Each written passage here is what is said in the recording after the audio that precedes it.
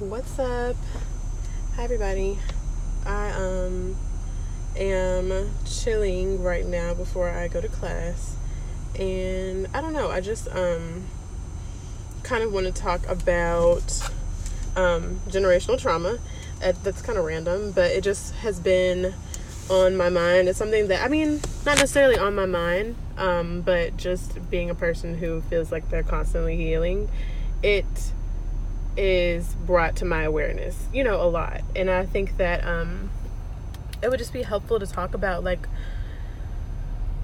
what it is, and how it can look, basically. I feel like as Black women, there's a lot of things that we deal with and we don't necessarily know why. It's just like almost like this burden. It feels like just because I'm a woman, I deal with this, and this, and then sometimes it's like that becomes a big weight and we don't acknowledge it. So it's just like, well, just because I'm a woman, and then we don't have the support we feel we need, and it just leads to a lot of, brokenness, I guess you can say. And I think that as women, we struggle with brokenness, feeling broken on a daily, but we just don't really speak about it. It's just like we have to fight through our brokenness, which in some cases is, beneficial to fight through, but also taking care of what needs to be taken care of on the inside, so that you can fight and show up for yourself.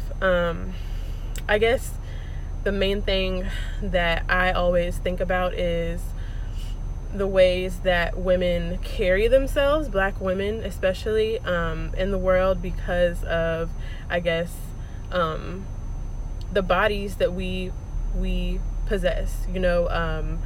From slavery, basically our bodies were seen as property, and we didn't have any power when it came to our body and how we existed and things like that. So, our grandmothers, great grandmothers, struggled with feeling empowered and feeling, accepted for who they were and their capabilities. It's like they were in a box, basically, because of simply their existence as Black women.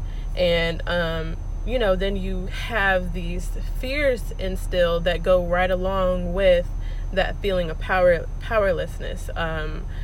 Fear of being taken advantage of, fear of just not being in control of your body, because Black women were not in control of their bodies. Slaves were not in control of their bodies. So that fear became instilled and then passed down. And even as far as it relates to codependency in relationships, because we feel like we need someone to protect us, or there's a need for protection over our Black bodies, rather than feeling empowered in what we are and who we are because of our bodies. That's where the real magic is knowing that, because we have these Black bodies and possess this power, it's being showed opposite, like we feel the opposite because that's what's projected on us. People see our power and,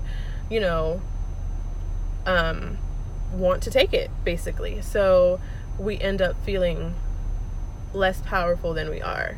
And I think that it all relates back to generational trauma, of feeling powerless and feeling like there's no control over your body and what you can do and your safety and things like that. And it just plays out into the rest of our lives, how we raise our children, how we think, how we carry ourselves. So I just think it's really, really interesting, and it's worth having a conversation about, and it's worth unpacking and acknowledging how it impacts our daily lives, because I think it really, really, really makes a difference. It can make a difference in a person's psyche, of how they feel about themselves. And sometimes, these fears we have, we don't even know where they come from. That's one thing that we have to ask ourselves. I guess once you come to healing this trauma, is whose thoughts are mine and whose thoughts are just fears. Sometimes we have fears of staying at home by ourselves and, things like that that we don't even think, but that have been passed down to us, and show up as subconscious fears and play out in how we interact with the world. So yeah, I think it's really important and something worth talking about. And it just was on my mind, I guess. In my poetry and things like that, I write a lot about Black female power, because I have witnessed and felt and am dealing with every day, this plight, and how to let it become a power, so yeah, I just felt like speaking on that a little bit. Of course, there's going to be more. The more I write, the more I process and things like that. Just stay tuned, I guess. I hope everyone's having a good day. I just wanted to go live for a minute. And yeah, I'll be back soon. Oh yeah, I'll show you scenery. There's always the trees. I just love it at school. I'm definitely sitting in the parking lot, but class isn't for a while. Hope everybody has a great rest of their day. Yeah, peace out. Love you guys.